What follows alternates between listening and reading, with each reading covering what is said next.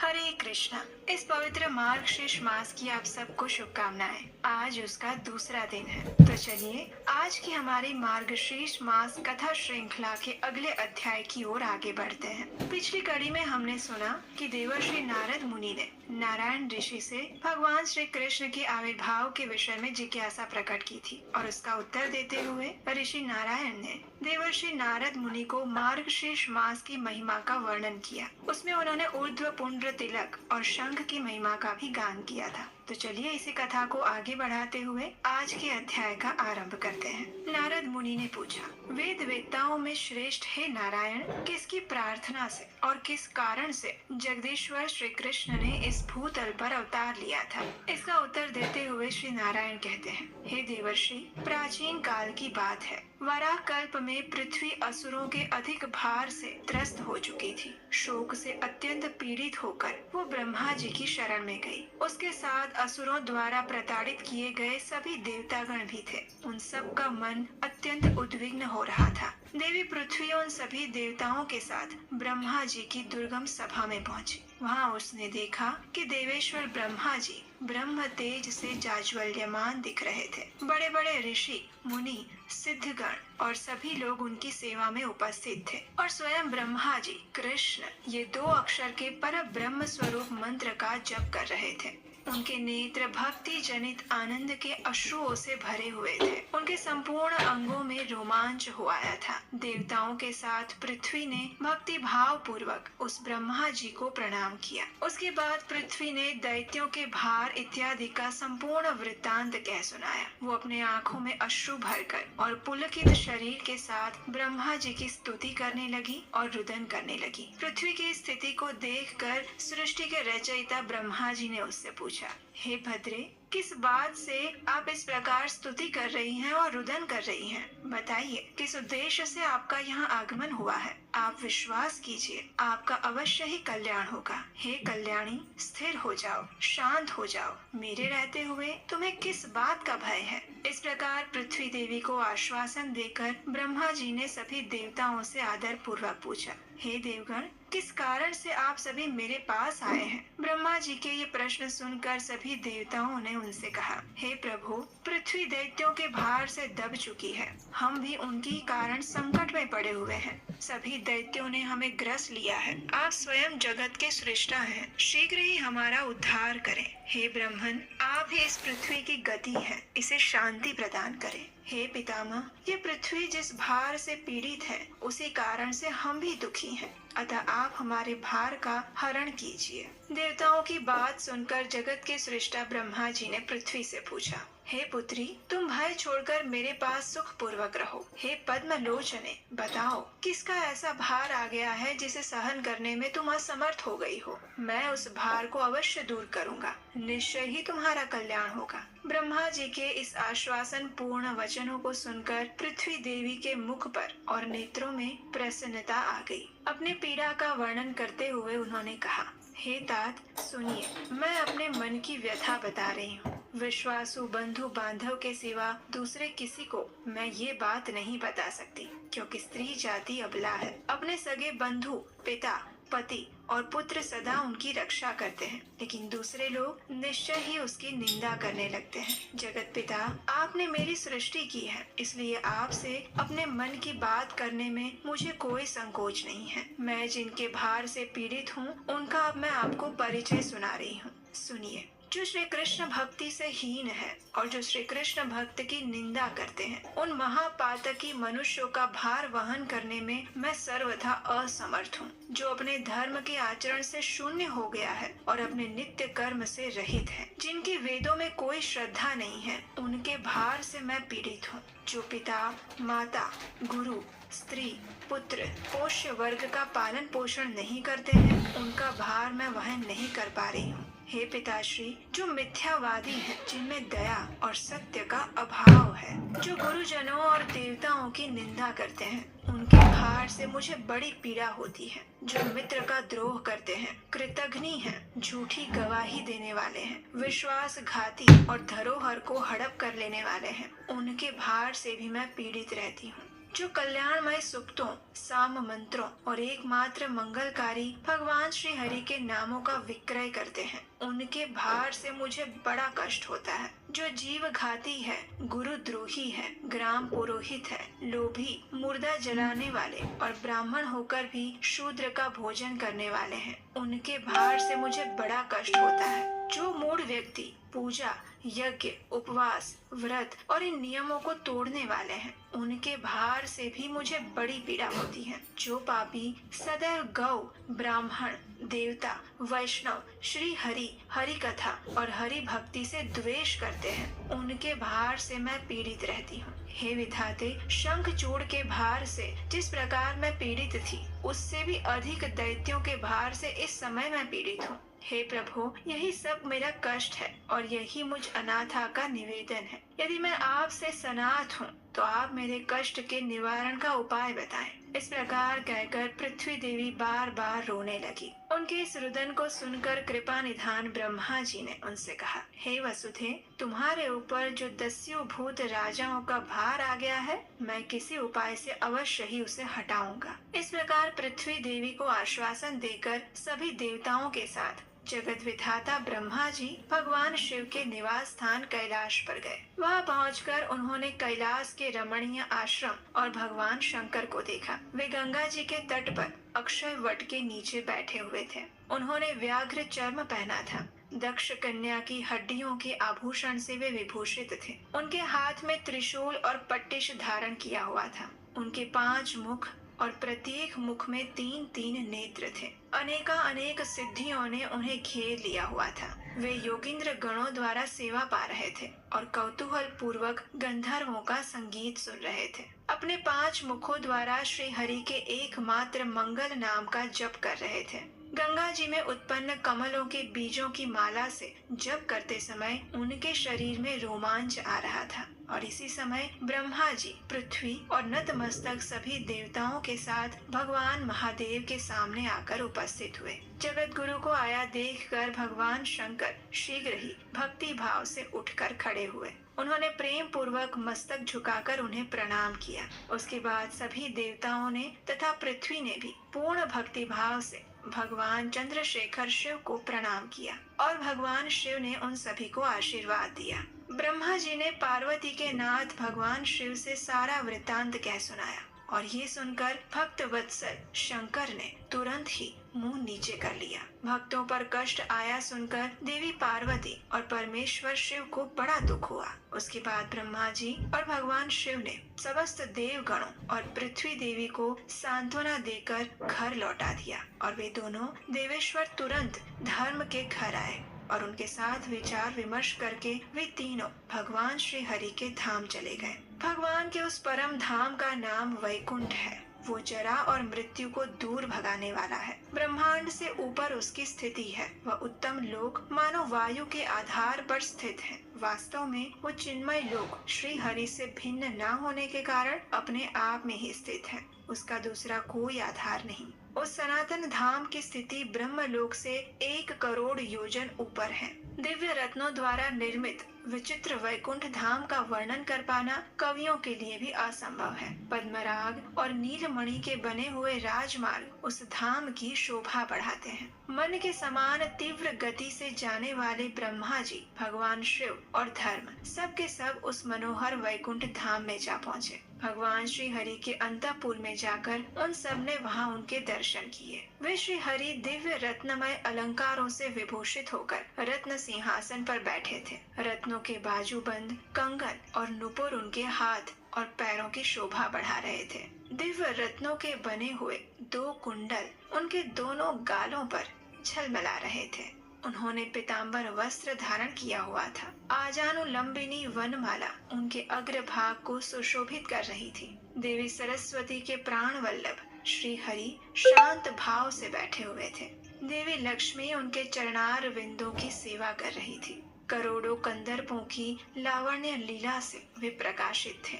उनकी 4 भुजाएं थी और मुख पर मंद मुस्कान उनकी छटा छा रही थी। सुनंद, नंद और कुमुद आदि पार्षद उनकी सेवा में लगे हुए थे।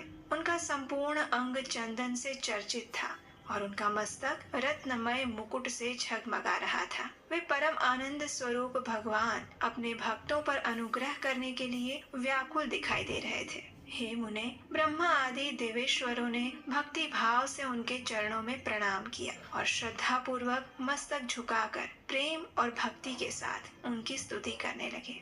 और उस समय वे परम आनंद में डूबे हुए थे।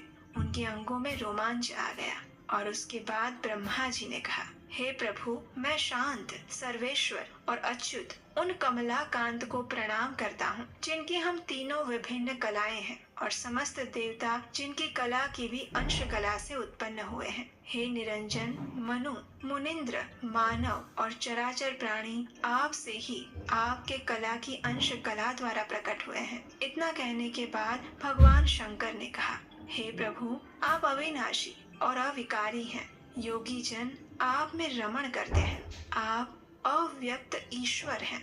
आपका आदि नहीं है, परंतु आप सबके आदि हैं। आपका स्वरूप आनंदमय है। आप सर्व रूप हैं। अणिमा इत्यादि सिद्धियों के कारण सबके कारण हैं। सिद्धि के ज्ञाता, सिद्धिदाता और सिद्धि रूप है। आपकी स्तुति करने में भला कौन समर्थ हो सकता है। अब भगवान की स्तुति करते हुए धर्म ने कहा, जिस वस्तु का वेद में निरूपण किया गया है उसी का विद्वान लोग वर्णन कर सकते हैं। जिनको वेद में ही अनिर्वचनीय कहा गया है उनके स्वरूप का निरूपण भला कौन कर सकता है। जिसके लिए जिस वस्तु की संभावना की जाती है वो गुण रूप होती है और वही उसका स्तवन है, जो निर्मल और गुणों से पृथक है। उन परमात्मा की मैं क्या ही स्तुति करूं। हे महामुने, ब्रह्मा आदि का किया हुआ ये स्तोत्र जो 6 श्लोकों में वर्णित है, उसे पढ़कर मनुष्य दुर्गम संकट से मुक्त हो जाता है और मनोवांछित फल को प्राप्त करता है। और वो स्तोत्र इस प्रकार है। ब्रह्मा उवाच नमामि कमलाकांतं शांतं सर्वेशमच्युतं वयं यस्य कलाभेदः कलांश कलया सुरः मनवश्च मुनीन्द्राश्च मानुषाश्च चराचरः कलांश कलया भूतास्त्वत्तो निरञ्जन। श्रीशंकर उवाच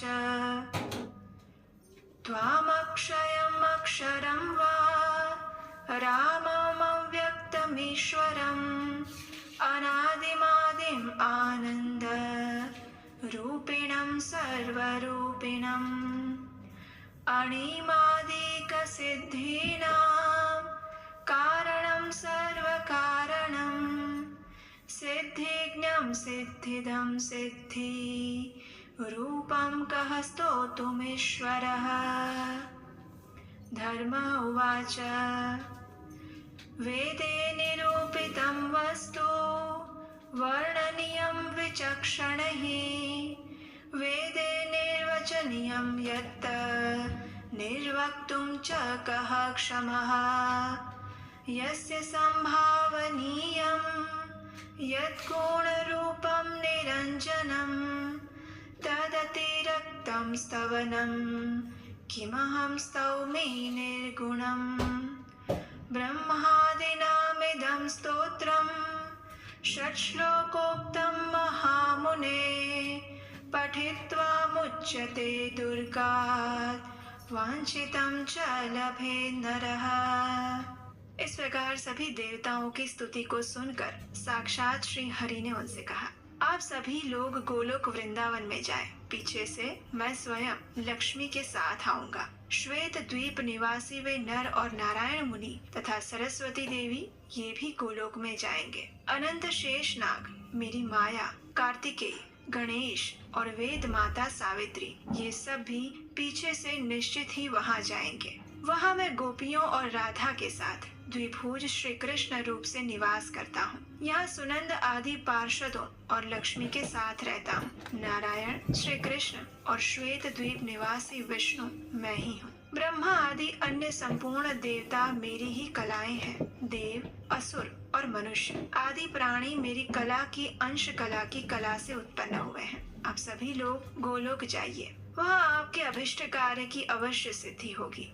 और उसके बाद हम भी सबकी इष्ट सिद्धि के लिए वहां आ जाएंगे। इतना कहकर भगवान श्री हरि उस सभा में शांत हो गए। तब उन सभी देवताओं ने उन्हें प्रणाम किया और वहां से अद्भुत गोलोक की यात्रा पर चले गए। वो उत्कृष्ट और विचित्र परम धाम जरा एवं मृत्यु को हर लेने वाला है। वो अगम्य लोक वैकुंठ से 50 करोड़ योजन ऊपर है और भगवान श्री कृष्ण की इच्छा से निर्मित है। उसका कोई बाह्य आधार नहीं है। भगवान श्री कृष्ण ही वायु रूप से उसे धारण करते हैं। वे ब्रह्मा आदि देवता उस अनिर्वचनीय लोक की ओर जाने के लिए उन्मुख हो गए। उन सबकी गति मन के समान तीव्र थी, इसलिए वे सभी विरजा के तट पर आ पहुँचे। सरिता के तट का दर्शन करके उन देवताओं को बड़ा आश्चर्य हुआ। विरजा नदी का वो तट प्रांत शुद्ध स्फटिक मणि के समान उज्जवल, अत्यंत विस्तृत और मनोहर था। मोती, माणिक्य और उत्कृष्ट मणि रत्नों की खानों से सुशोभित था।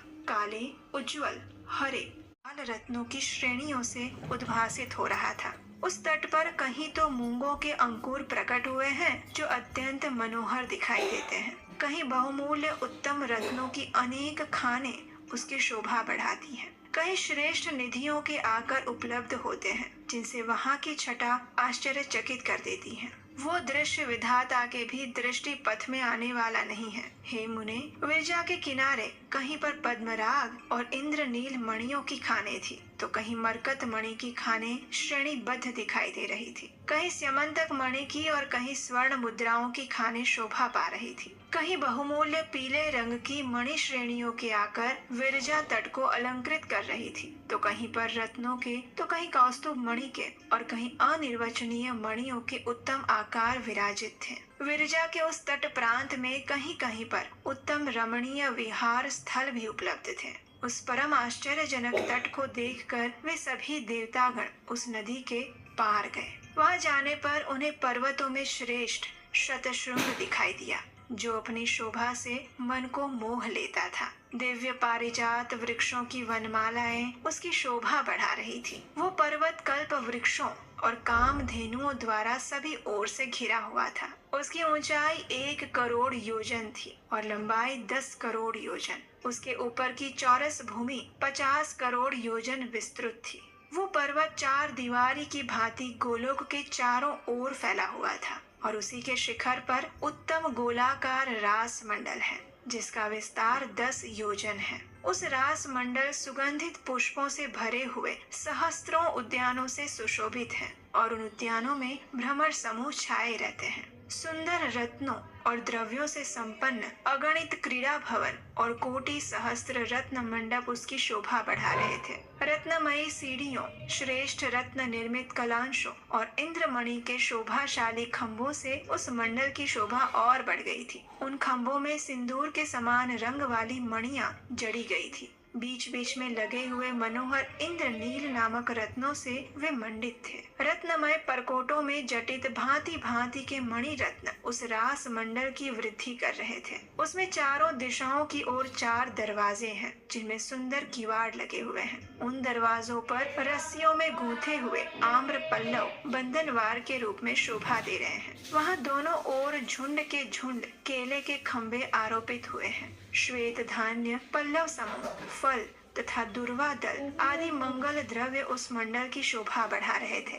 चंदन, अगरू, कस्तूरी और कुमकुम युक्त जल का वहाँ सभी ओर छिड़काव हुआ है। हे मुने, रत्नमय अलंकारों और रत्नों की मालाओं से अलंकृत करोड़ों गोप किशोरियों के समूह से रास मंडल घिरा हुआ है। वे सभी गोप कुमारियां रत्नों के बने हुए कंगन, बाजूबंद और नुपुरों से विभूषित हैं। रत्न निर्मित युगल कुंडल उनके गंड स्थल की शोभा बढ़ाते हैं। उनके हाथों की अंगुलियां रत्नों की बनी हुई है, अंगूठियों से विभूषित होकर बड़ी सुंदर दिखाई देती है। रत्नमय पाशक समूहों से उनके पैरों की अंगुलियां उद्भासित होती हैं। वे गोप किशोरियां रत्नमय आभूषणों से विभूषित हैं। उनके मस्तक उत्तम रत्नमय मुकुटों से जगमगा रहे हैं। नासिका के मध्य भाग में गज मुक्ता की बुला के बड़ी शोभा दे रही है। उनके भाल देश में सिंदूर की बिंदी लगी हुई है और साथ ही आभूषण पहनने के स्थानों में दिव्य आभूषण धारण करने के कारण उनकी दिव्य प्रभा और कांति उद्दीप्त हो उठी है।